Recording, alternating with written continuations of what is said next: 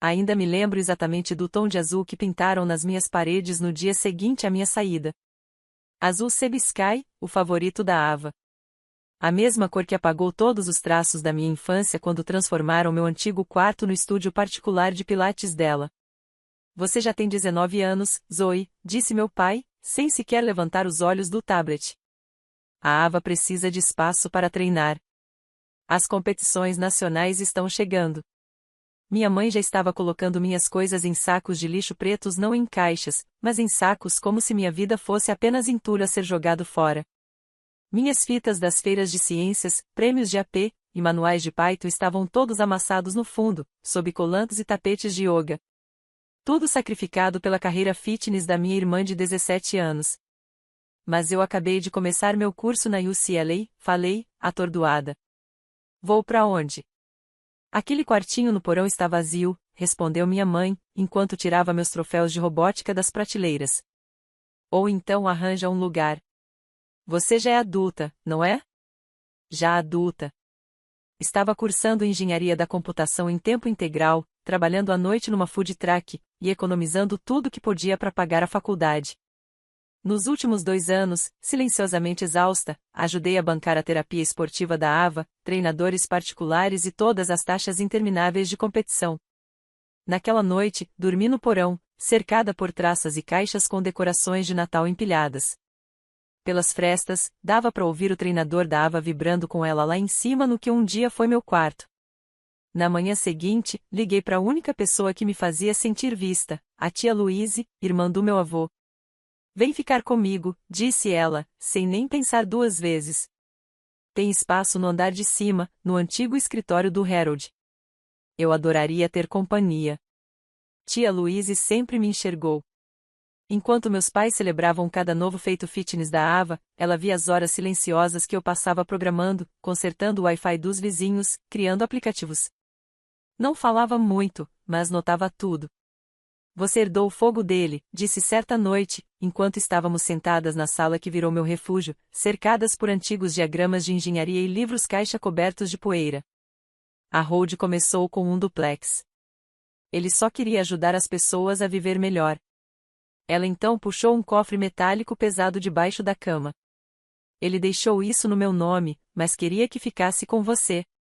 Dentro havia a escritura de um pequeno conjunto de apartamentos perto do centro de San Diego. Nada de luxo, mas sólido e com boa renda. Agora é seu, disse ela, colocando os papéis no meu colo. Construa algo com isso.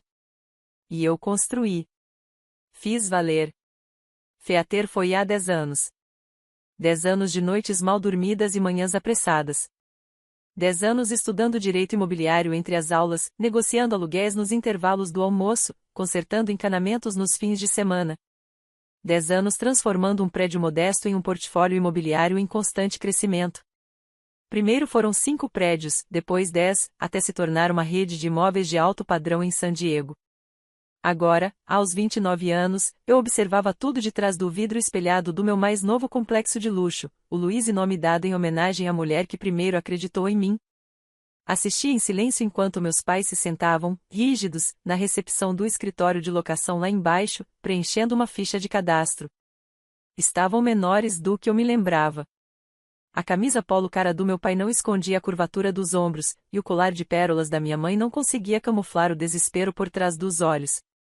Depois de anos investindo tudo na carreira da Ava, nutricionistas, treinadores, consultores de imagem, não veio fama, nem retorno. O sonho do Pilates desmoronou, e com ele se foram as economias deles. Foi então que a voz do meu gerente de propriedade soou pelo interfone. Os visitantes querem saber sobre a cobertura. Deixe que terminem a papelada, respondi, alisando o tecido do meu blazer azul marinho. A entrevista eu mesma faço. Através do vidro, vi minha mãe travar na parte dos requisitos de renda, franzindo a testa. Meu pai sussurrou algo. Eu sabia, aqueles números iam esticar suas finanças ao limite. Mas este não era qualquer edifício. Era o endereço mais cobiçado do centro. 3 meses de calção, murmurou ele. O que é isso, Beverly Hills? Se ao menos soubessem quem assina essa política. Entrei no meu escritório. Janelas do chão ao teto com vista para a Bahia. Obras de arte selecionadas por artistas locais. E ao centro, a mesa de mogno do meu tio Harold, totalmente restaurada. Apoiei a mão sobre o canto de couro gasto da pasta que ele deu à tia Louise. Meu amuleto da sorte. Do corredor, uma música clássica suave flutuava no ar ironicamente, a antiga faixa de apresentação da Ava nas competições. Sorri. Pode mandá-los entrar. A porta se abriu com um leve chiado. O ambiente exalava sucesso e elegância, cada detalhe escolhido para transmitir um poder silencioso. Senhor e senhora Walker, anunciou minha assistente, segurando a porta. Eles entraram. Mamãe foi a primeira. Seu sorriso cuidadosamente ensaiado brilhou enquanto admirava a vista. Os olhos passearam pela mesa, pelas janelas, e então pararam em mim. Ela congelou. Zoe! Sussurrou, com a voz embargada. Levantei-me lentamente. Bem-vindos ao meu prédio. Provavelmente minha mãe tinha feito o cabelo naquele salão caríssimo em Lajolo mesmo que agora já não podiam mais bancar. Meu pai veio logo atrás, passos confiantes, mas um pouco lentos demais. Enquanto observavam o ambiente ao redor, vi nos olhos deles aquele brilho conhecido à matemática mental do metro quadrado, o mobiliário sob medida, a vista de alto padrão, daquelas que só grandes construtoras oferecem. Pela primeira vez, eles me pareceram pequenos. Nenhum dos dois me reconheceu de imediato. Claro que não. A Zoe que conheciam usava jeans de brechó e fazia turnos noturnos na barraca de tacos perto de Occasion. Esta Zoe, porém, vestia um blazer sob medida da Verônica, tinha vaga de garagem exclusiva e um elevador particular com acesso direto ao escritório. Por favor, sentem-se, disse, apontando para as poltronas de veludo à frente da minha mesa. Sentaram-se sem hesitar. Incrível como o equilíbrio de poder pode mudar em 10 anos. Estamos muito interessados na cobertura, começou minha mãe, com aquela voz polida, treinada desde os tempos do comitê do clube de campo. Dinheiro não é problema. Dei uma olhada no formulário de aluguel e permaneci em silêncio por um momento. Vejo que estão vindo de Oakwood Heights, comentei suavemente. Uma grande transição. De uma casa de 5 quartos em Coronado para uma unidade de 150 metros quadrados. Estamos apenas reduzindo o espaço, apressou-se meu pai. Ninho vazio. Ninho vazio, repeti, com um leve sorriso. As duas filhas saíram de casa. E o caçula começou a dançar. Mamãe entrou na conversa, com a fala ensaiada de sempre. Ele treinou em Paris, Londres, nos principais programas. E a filha mais velha? Perguntei, levantando o olhar devagar. Saiu cedo, não foi? Aquele silêncio desconfortável. O mesmo tom frio, curto, indiferente de sempre. Ela se mudou há algum tempo, disse minha mãe, desviando os olhos. Para a garagem, completei, calma. Se bem me lembro. Silêncio. E então, o reconhecimento. O rosto da minha mãe desabou. Zo. A voz dela falhou. Oi, mãe. Recostei-me na cadeira e cruzei as mãos. Pai, já fazem o quê? 8 anos desde nosso último brunch de Natal forçado? Meu pai se endireitou. Você é a dona deste prédio? Soltei uma risada baixa. Não. Sou dona do quarteirão inteiro. O Luiz é só uma das 30 propriedades do meu portfólio. Você saberia disso se, em algum momento, alguém aí tivesse se importado em perguntar o que aconteceu com aquela decepção depois que limparam o quarto dela. Nós não te expulsamos, Zoe, disse minha mãe, defensiva. Só precisávamos de espaço para os treinos da Ava. Eu me lembro, respondi. Como anda isso, aliás? Ainda dando aulas de pilates reformista para aposentados? O golpe foi certeiro. Mamãe encolheu os ombros, e papai fechou a mandíbula com força. Agora continuei, deslizando a ficha de cadastro para frente, vamos discutir a elegibilidade de vocês. Infelizmente, a renda de vocês não atende aos requisitos mínimos para a cobertura. Se você sentiu aquele momento exato em que o poder muda de lado lá no fundo do peito, onde o silêncio diz mais do que qualquer vingança, então fique comigo, porque o que vem agora muda tudo. A pontuação de crédito é preocupante, continuei, batendo levemente com os dedos sobre a pasta. E as referências? Deixei o silêncio pairar no ar enquanto os observava se remexendo nas cadeiras. Bem, digamos que não foram exatamente impressionantes. Zoe! Começou meu pai, assumindo aquela cadência que usava no tribunal, a mesma voz de advogado que surgia quando ele se sentia encurralado em negociações. Sobre o que aconteceu. Não o interrompi, erguendo a mão. Isso aqui não é sobre o passado. Esta é uma reunião de negócios. Deslizei o formulário de inscrição deles sobre a mesa. Estão tentando alugar a cobertura do meu prédio. E eu estou dizendo, vocês não se qualificam. Mas, com certeza você poderia abrir uma exceção, disse minha mãe, com a voz mansa. Desesperada. Somos família. Essa palavra pairou no ar como fumaça tóxica, espessa, amarga, impossível de ignorar. Família, repeti, abrindo calmamente uma gaveta da mesa. De dentro, tirei um saco de lixo preto, amarrotado o mesmo tipo que usaram quando jogaram fora a minha infância sem aviso e sem o menor cuidado. Reconhece isso? Perguntei. O rosto da minha mãe desabou. Ela baixou os olhos, sem dizer nada. Eu guardei e continuei. Não por você. Mas porque prometi a mim mesma que nunca me tornaria aquilo. Fiz um gesto leve com a cabeça. Eu construí tudo isso do zero. Enquanto vocês pagavam sessões de reformer e campanhas de marketing, eu dormia no chão da casa da tia Louise, trabalhava em turnos triplos, terminava minha faculdade à noite e programava sistemas de gestão imobiliária em notebooks emprestados. Meu pai desviou o olhar. O maxilar tenso. E agora, depois de anos de silêncio, querem que eu flexibilize meus critérios, só porque temos o mesmo DNA? Por favor, disse ele, a voz falha. A gente precisa desse apartamento. Perdemos a casa. O escritório não é mais o que era. Fiquei olhando para eles por um longo tempo. Depois, lentamente, voltei a abrir a gaveta. Há uma alternativa, disse por fim. Ambos se endireitaram na cadeira, a esperança voltando. Uma unidade menor acabou de ser liberada. Quarto andar. 2 quartos. Modesta, mas limpa. Valor dentro do orçamento de vocês. E as exigências de crédito são bem mais flexíveis. Eles trocaram um olhar silencioso, orgulho lutando contra a necessidade. É uma unidade agradável, acrescentei. Bem localizada, logo ao lado do corredor de serviço do prédio. Os olhos do meu pai se estreitaram. A ficha caiu. O apartamento era nos fundos, voltado para a garagem. Eles aceitaram. Observei pela janela enquanto empurravam seus pertences reduzidos em carrinhos para o elevador de serviço. Menos caixas, movimentos discretos, sem chofer, sem plateia. Poético, até. A Ava apareceu 3 dias depois, empurrando minha assistente pelo corredor com a urgência típica de quem cresceu achando que o mundo lhe devia favores. Como você pôde colocá-los perto da garagem? Disparou, ainda com a postura firme, embora a leveza dos seus dias de pilates fosse agora só uma lembrança distante. Levantei os olhos do meu notebook. Acabaram-se as leggings de grife e os acessórios de luxo. Agora usava a calça de liquidação e uma blusa amarrotada.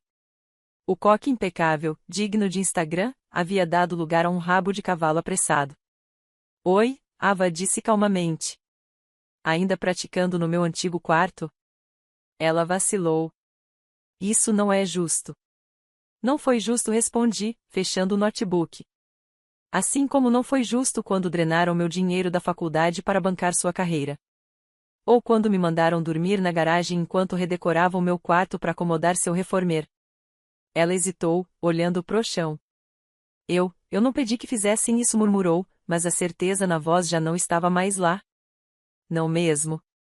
Levantei-me e fui até a janela, observando a movimentação da tarde no centro de San Diego. Cada vez que precisava de um novo tapete, um treinador novo, um retiro exclusivo, já se perguntou de onde vinha o dinheiro? Já parou para pensar por que sua irmã estava fazendo turnos noturnos e programando em laptops emprestados em estacionamentos? A Ava se juntou à minha janela. Agora estava quieta. Eu tinha 16 anos, disse, enfim. Achei que você era apenas diferente. Mais forte. Mais resistente. Nunca percebi que estavam levantando uma de nós enquanto esmagavam a outra no chão. As lágrimas começaram a se formar nos cantos dos seus olhos. E agora olha para você, sussurrou. É dona de metade do horizonte da cidade, e eu dou aula de alongamento para crianças num estúdio dentro de um shopping. Não tem nada de errado em dar aulas, respondi, surpreendendo até a mim mesma com a suavidade do tom. Pelo menos é trabalho honesto. E você ama o que faz? Eu amo. Ela deu uma risada amarga. Ou é só a única coisa que me deixaram fazer? Sempre foi a Ava, a atleta. Nunca a Ava, qualquer outra coisa. Ficamos ali, em silêncio. Duas mulheres criadas sob o mesmo teto, moldadas em direções opostas. Tenho uma proposta, disse, por fim. A Louise passou a patrocinar uma iniciativa de artes comunitárias. Estávamos precisando de alguém para liderar a divisão de dança, alguém para dar aulas, desenvolver o currículo, aprender a parte administrativa e construir algo real. Ela piscou, surpresa. Você confia em mim para isso? Isso não é caridade, respondi com firmeza. Você vai ter que merecer. Mas eu não acredito em sacrificar uma irmã para erguer a outra. Está na hora de crescermos as duas. Por nós mesmas. Ela assentiu, a voz embargada. Então, vamos recomeçar. Os meses seguintes trouxeram mudanças que nenhuma de nós tinha previsto. Mamãe e papai foram, aos poucos, se adaptando à nova vida no apartamento. Às vezes, eu flagrava minha mãe olhando com saudade para os andares superiores do Louise, os olhos fixos na varanda da cobertura como quem encara uma lembrança que não consegue mais alcançar. Meu pai, que já foi um advogado renomado cobrando honorários altíssimos de grandes empresas, começou a aceitar casos pequenos na comunidade, disputas de inquilinos, causas de imigração, trabalho pro bono. Nada glamouroso. Mas, pela primeira vez em muitos anos, vi nele algo genuíno. Algo honesto. A Ava nos surpreendeu. Ela mergulhou de cabeça no projeto de artes comunitárias com uma dedicação que eu jamais esperei. Não estava apenas ensinando dança, estava cultivando autoestima, ajudando crianças que nunca tinham pisado no estúdio a encontrarem alegria no próprio corpo e nos próprios passos. Em poucos meses, se mudou para um apartamento simples de 2 quartos em um dos meus prédios de médio porte. Insistiu em pagar o aluguel integral. Este é meu, disse ela com convicção. Cada parte disso. E a tia Louise observava tudo se desenrolar com aquela sabedoria tranquila e afiada que sempre teve. Quando finalmente entreguei a ela as chaves da cobertura mesma que ela recusava há anos, ela aceitou com um sorriso sereno. Seu avô teria tanto orgulho, disse ela uma noite, enquanto jantávamos salmão grelhado com uma taça de vinho tinto. Não só pelo que você construiu, mas pela maneira como construiu. Com graça. Até mesmo por ter colocado seus pais perto da garagem, completou, rindo. Principalmente isso? Perguntei, sorrindo de lado. Principalmente isso. Às vezes, as pessoas precisam viver as consequências das próprias escolhas para realmente entendê-las. 1 ano depois da mudança, recebi um envelope pelo correio. Dentro, uma carta escrita à mão, em uma caligrafia cursiva limpa, inconfundível à do meu pai. Era uma página inteira de pedido de desculpas. Sem justificativas, sem rodeios. Só reconhecimento. Acompanhando a carta, havia um cheque, o valor do meu fundo da faculdade. Com juros. Emoldurei a carta. ChatGPT Said. Devolvi o cheque com um bilhete, pedindo que investissem no programa de artes performáticas da Ava. Algumas dívidas são melhor pagas por meio de um legado, não em dinheiro. No Natal, pela primeira vez em 10 anos, nos reunimos na cobertura da avó Louise. No começo, foi estranho. A tensão de uma década pairava no ar como poeira nos cantos da sala. Mas algo estava diferente. Papai perguntou sobre meu novo projeto em tecnologia sustentável. Mamãe se ofereceu para ajudar Ava a organizar a exposição de artes. As feridas não desapareceram, só deixamos de cutucá-las. Mais tarde naquela noite, de pé na varanda, observei a cidade. Pensei naquela garota da garagem amarga, implacável, determinada a se vingar. Ela conseguiu. Mas, em algum ponto do caminho, provar que todos estavam errados virou algo maior, provar que ela estava certa. Ava se juntou a mim, os braços cruzados de leve. Obrigada, disse ela. Não só pelo programa, mas por me mostrar que existe mais de uma maneira de dançar. Sorri. Parece que estamos todos aprendendo novos passos. 2 anos depois, subi ao palco na inauguração do Indie Creative Center, o projeto mais ousado da nossa família até hoje. O que antes era um galpão abandonado agora se transformou em uma grande instalação com estúdios de arte, laboratórios de tecnologia e espaços colaborativos. A Ava liderava a divisão de artes. Eu cuidava dos programas de STEM e empreendedorismo. Mamãe e papai estavam na primeira fila, não mais no centro do palco, mas, enfim, presentes. Me chamavam de a garota da garagem, disse eu à plateia. Mas o que ninguém sabia é que a garagem era só o começo. Naquela noite, nos reunimos no que antes foi a minha garagem, agora transformada em um memorial, uma parede cheia de fotos, prêmios e projetos antigos. Vó Luísa ergueu sua taça, os olhos brilhando. A garagem disse. Onde começa a grandeza? Se você já foi subestimado, ignorado, ou deixado de lado para dar espaço ao sonho de outra pessoa, compartilhe nos comentários. Me conte, qual foi o momento que mais te marcou? Quero ouvir suas histórias também. E se você acredita que curar não é esquecer, mas sim escolher construir algo melhor, inscreva-se. Não só por mim, mas por todas as meninas que um dia ouviram que a garagem era o fim da sua história. Não era. Era só o começo. Meu conselho: não aceite a definição que os outros criaram sobre você como a sua verdade. Construa o seu próprio futuro, mesmo que ele comece no momento mais silencioso e improvável.